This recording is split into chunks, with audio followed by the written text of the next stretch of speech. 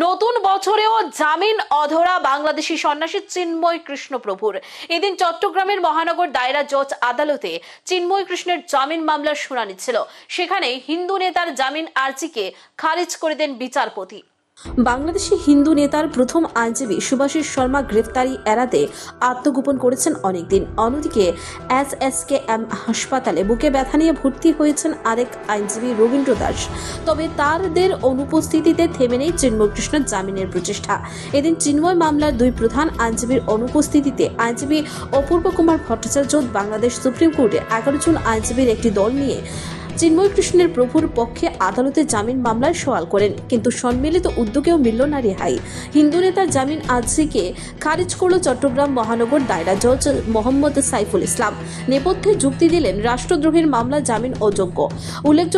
উল্লেখ্য বাংলাদেশে পালাবদলের পর থেকেই একটা সন্ত্রাসের আবহ তৈরি হয়েছে বলেই মত ওয়াকিবহল মহলের। অন্তর্বর্তী সরকার গঠনের পর থেকে বড় বড় জঙ্গি নেতাদের জামিন মঞ্জুর করেছে ইউনুসের আদালত, কিন্তু এবার সেই আদালতেই জামিন মামলা খারিজ হলো সন্ন্যাসী চিন্ময় কৃষ্ণ প্রভুর।